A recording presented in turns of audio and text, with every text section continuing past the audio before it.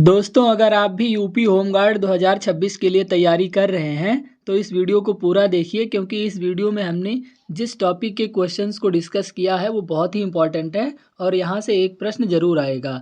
तो वीडियो को पूरा देखिए और चैनल को सब्सक्राइब नहीं किया है तो तुरंत सब्सक्राइब कर दीजिए। पहला प्रश्न है, हड़प्पा कालीन समाज किन वर्गों में विभक्त था? आप देख सकते हैं ये क्वेश्चन SSC CHSL 2016 में आ चुका है, तो कितना इम्पोर्टेंट है। और इसका सही जवाब है विद्वान, योद्धा, व्यापारी और श्रमिक वर्गों में विभक्त था। तो सही जवाब इसका हो जाएगा ऑप्शन सी, विद्वान, योद्धा, व्यापारी और श्रमिक। तो दोस्तों चलिए देखते हैं अगला प्रश्न। अगला प्रश्न है, हड़प्पावासी किस धातु से परिचित नहीं थे? बहुत ही इंपॉर्टेंट क्वेश्चन है ये, SSC CHSL 2016 में ये भी पूछा गया था। किस धातु से परिचित नहीं थे? सोना, चांदी, तांबा, कांसा, टीन, सीसा, इन सब चीज़ों की खोज हो चुकी थी उस समय तक। तो जिस धातु से परिचित नहीं थे वो था लोहा।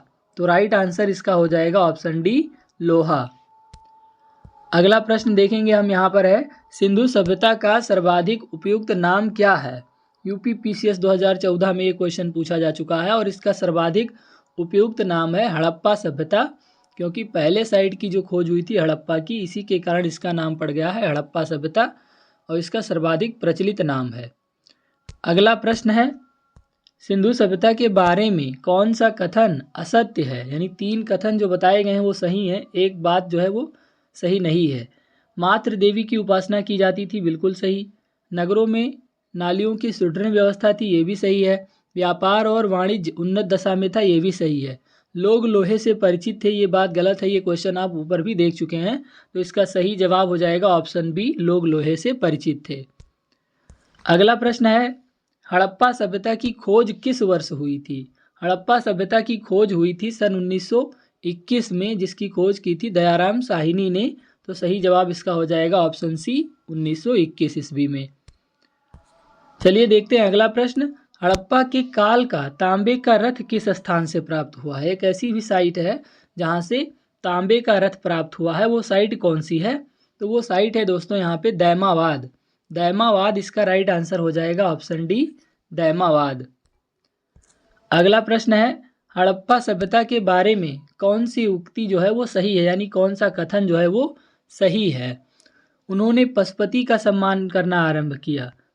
उन्होंने संस्कृति सामान्यतया स्थिर नहीं थी। उन्हें अश्वमेध यज्ञ की जानकारी थी।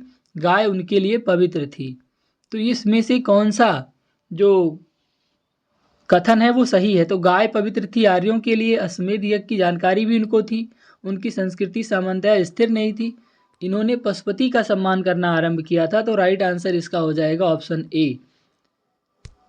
अगला प्रश्न है, हड़प्पा कालीन स्थल रोपड़ पंजाब किस नदी के किनारे स्थित था? SSC 2014 में ये भी पूछा जा चुका है और इसका सही जवाब है सतलज नदी के किनारे स्थित था। तो राइट आंसर हो जाएगा ऑप्शन बी, सतलज नदी।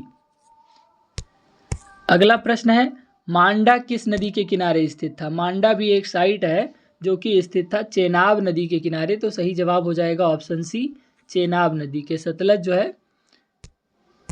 अगला प्रश्न है, सिंधु घाटी सभ्यता को खोज निकालने में जिन 2 भारतीयों का नाम जुड़ा है वो कौन कौन से हैं? CGL 2015 में ये पूछा जा चुका है। इसका सही जवाब है दयाराम साहिनी ओम राखाल दास बनर्जी। तो राइट आंसर हो जाएगा ऑप्शन डी। अगला प्रश्न है, यहाँ पे हम देखेंगे, सिंधु घाटी सभ्यता की विकसित अवस्था में निम्नलिखित में से किस स्थल में घरों में कुएं के अवशेष मिले हैं? तो कुओं के अवशेष कहाँ से मिले हैं? वो है मोहनजोदड़ो साइट। तो राइट आंसर हो जाएगा ऑप्शन ए, मोहनजोदड़ो। अगला प्रश्न है, हड़प्पा में एक उन्नत जल प्रबंधन प्रणाली का पता चलता है, कौन सी साइट में, कौन से स्थान में? तो वो स्थान है यहाँ पे धौलावीरा। तो राइट आंसर हो जाएगा ऑप्शन बी, धौलावीरा। अगला प्रश्न है, निम्नलिखित में से किस पदार्थ का उपयोग हड़प्पा काल की मुद्राओं के निर्माण में मुख्य रूप से किया जाता था?